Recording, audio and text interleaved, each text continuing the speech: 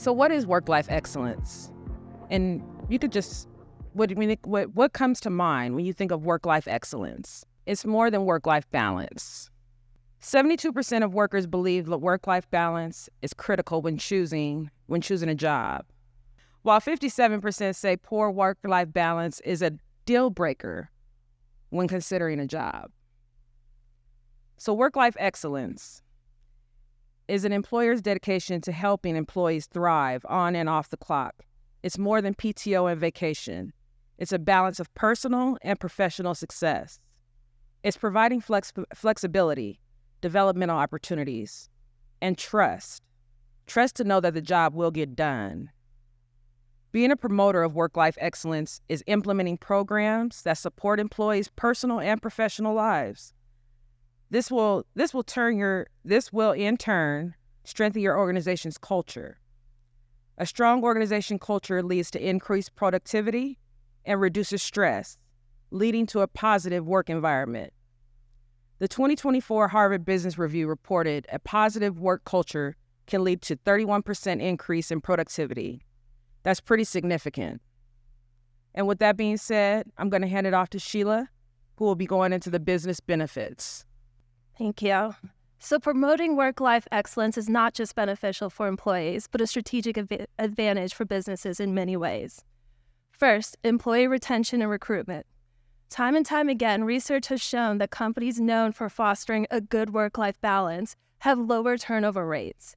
On average, it costs between 50 to 200% of an employee's annual salary to replace the employee.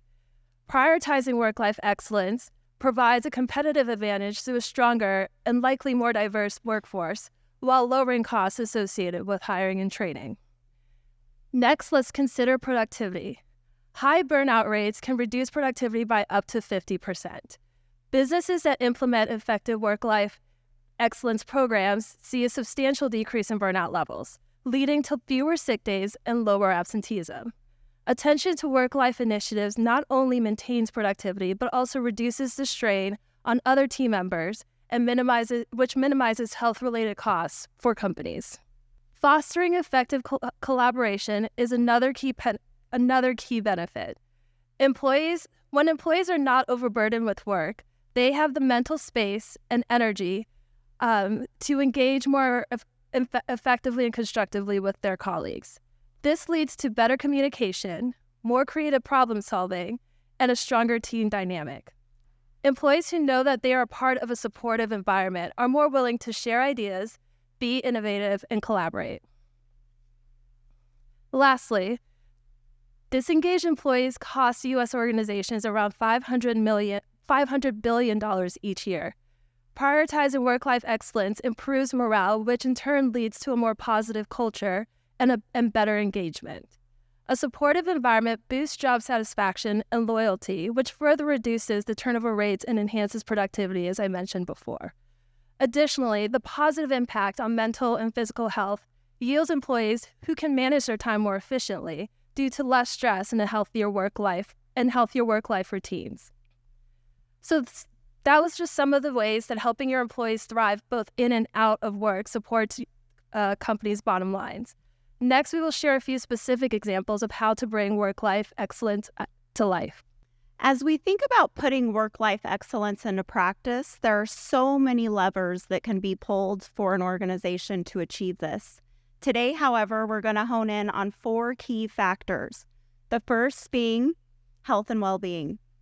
Now, there's so many studies and so much data to prove healthy employees are the best employees. They call in less from work. They're getting more done. They're even less likely to experience a workers' compensation claim when they're healthy. So one way we can have an impact on the health and well-being of employees is through wellness programs. Many times these programs are actually already included in health benefits, and for large employers, sometimes you can add these on as a rider for an additional small fee. So a little investment on the front end does prove to reap tremendous benefits on the back end. And as we think about health and well-being, one thing that should come to mind is mental health. And a big reason being, how often do you think employees call in sick from work due to mental health conditions. 62% of the time. So more than half of the time when someone calls in sick, it's due to a mental health condition. And as an employer, there are so many things you can do to help this space. I know for me personally, meditating in a sauna and going to the gym are two things that do wonders for my mental health. So maybe as an employer, you allow your employees to come in an hour late or leave an hour early on Monday, Wednesday, and Friday to do whatever it is that helps them thrive. We also see lower costs by having healthy employees. So the World Health Organization estimates that depression and anxiety cost the global economy $1 trillion a year. Furthermore, just by offering wellness programs, studies are showing that overall health insurance costs go down about $350 per employee per year. Also, with healthy work-life excellence, we see enhancements in recruitment and retention. So, I'm throwing a lot of numbers out at you, I know, but there's a survey by the Society of Human Resource Management. They found that 61% of employees are taking into consideration whether an employer is offering a wellness program. So the workforce is seeing wellness programs as an extension of their compensation. So if an employer is not offering one, they could be losing out on top candidates. We also see improvements in culture and morale. 75% of organizations that weren't offering wellness programs that implemented them saw improvements in their overall culture, saying employees were more engaged and felt more appreciated. So while these statistics, provide compelling evidence that it is important to create that work-life excellence and a wellness program could be a solution, it's also important to consider that this isn't a one-size-fits-all. We've heard it several times today. Getting to know your employees is very, very crucial. Take into consideration industry, personal preference, and just the overall organizational culture. However, I would assure you, offering something as simple as a wellness program leads to more productivity, employees being absent less and present more, and allowing employees to thrive. Neurodiversity, creating inclusive workplaces. When I say neurodiversity, what I mean is it recognizes and it respects the neurological differences of individuals, which encompasses a slew of conditions, some of which are dyslexia, ADHD, autism, and many others. In the workplace, it means creating an inclusive environment where all employees can thrive and contribute in meaningful ways. We're going to do this through recruitment, induction programs, communication, and physical environments. Let's start with inclusive recruitment processes. It's crucial to acknowledge that many common recruitment practices inadvertently discourage neurodivergent applicants. To combat this, we can do many things. We can ensure that the job descriptions are clear. We can welcome any conversations that tackle reasonable adjustments. And then also we can assess candidates based on their abilities rather than their communication skills.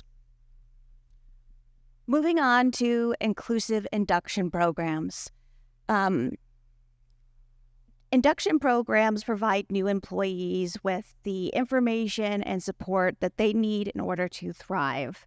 This includes tours of facilities, introductions to colleagues or technology that is used, giving them shadowing opportunities, as well as providing clarity and guidance on support systems and performance reviews.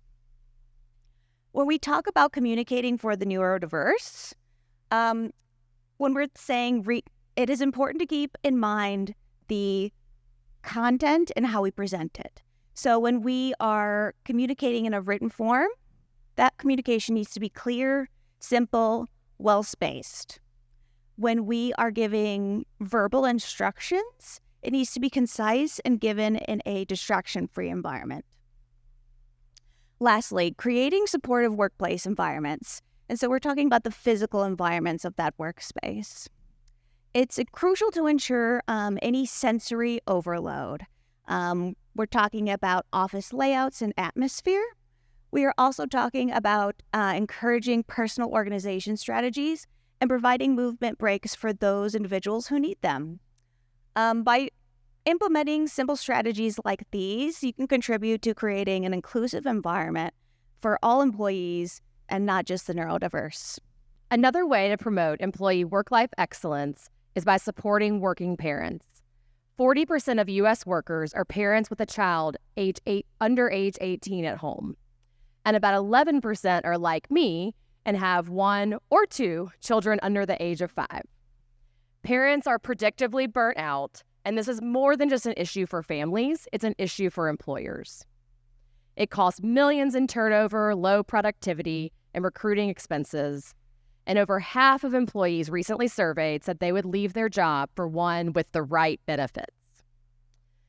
The last few years have also shown us that flexible scheduling is really just a baseline. You're going to have to offer additional benefits to really separate yourself from the pack. Top employers are matching best-in-class offerings from paid family leave to childcare support, and they're also ensuring that every employee has a manager that cares about them. The impact of supportive policies is even greater when we think about women. Between paid work, household responsibilities, and childcare, women work an extra month of 24-hour days each month compared to their partners. And women are also leaving their jobs at an alarming rate. Benefits that help working moms manage household and caretaking responsibilities can circumvent this, and it's how innovative organizations are attracting and retaining top female talent. With women comprising almost half of the U.S. labor force, the challenge of being a working mom comes at a considerable cost to individuals and organizations. Additionally, there are nearly 24 million parents who do not participate in the labor market, an enormous pool of potential candidates at a time when businesses have been grappling with unmet labor needs over the last few years. If prime working-age parents had the same labor force participation as their peers without children, the U.S. labor force would immediately expand by about 2 million workers. The greatest gift that organizations, and I can certainly attest to this, the greatest gift that organizations can give working parents is time.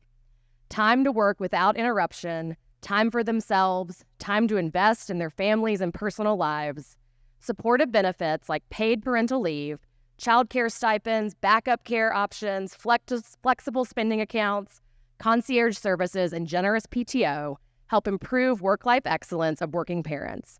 Less stress leads to higher morale, higher company loyalty, and higher productivity at work. As Nikema mentioned at the outset, employee well-being and work-life balance are increasingly important to individuals who are entering the workforce. Another stat for you. According to another survey, which was conducted in 2023, 58% of recent graduates said that the most important aspect of a job is work-life balance. In order to promote employee well-being and work-life balance, organizations need to see employees not only as work people, but as whole people who have needs, roles, responsibilities, and hobbies outside of work. One way organizations can do this is to respect boundaries between work and non-work time. So what can these boundaries look like? It can be as basic as establishing a clear working schedule. It can be blocking off time on your calendar during the middle of the day, whether it be for school pickup, a workout class, a doctor's appointment, or just scheduled resting or thinking time. It can be establishing the norm that work emails will only be answered during business hours.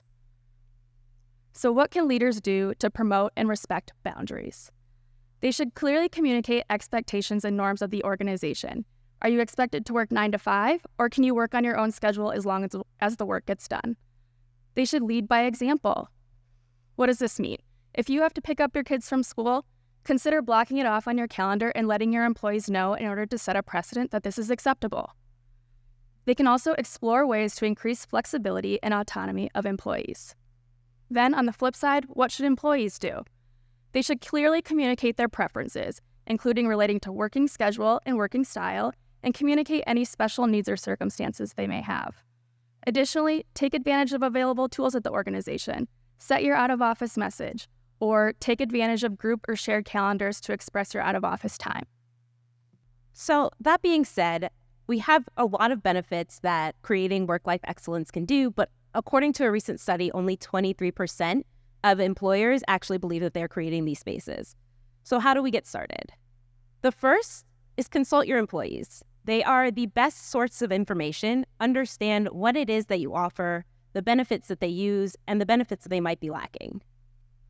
Second, evaluate the benefits that you offer and involve your HR team. There, as we've heard multiple times throughout the day, there is no one-size-fits-all solution. Third, review your employee responsibilities, especially from a legal perspective. Things like family may apply to your organization. Fourth, you want to identify internal feedback mechanisms. So this means that you need to figure out a way to determine what is working, what you're going to be measuring, and what you're tracking. And lastly, you want to measure your success with internal data. Creating a culture of work-life excellence is an iterative practice, so that means that you need to regularly review what you're offering and how you're intending to offer it. And as you start to get started, what are some specific initiatives that you can take today? As Sheena mentioned, health and well-being is a huge critical factor in employees and in employees deciding where they work. So maybe include a wellness hour or some sort of wellness package in your benefits. As Jade mentioned, paying attention to neurodiversity can look a lot of different ways. One way that you might be able to take this first step is to review your hiring materials. Are they clear? Are they simple? Are they distraction-free? Melanie mentioned the struggles of working parents and how they have a lot of time taken away from them. So maybe one way to look at incorporating that into your benefits is to schedule time for employees to work without interruptions. And lastly, as Melissa mentioned, setting clear expectations for your employees is incredibly important. So maybe this looks like creating a shared calendar so that everybody knows what's going on. What's important to realize is that work-life excellence is not just a corporate buzzword. It is about genuinely taking time to care for your employees and pay attention to the areas in which you can help them thrive.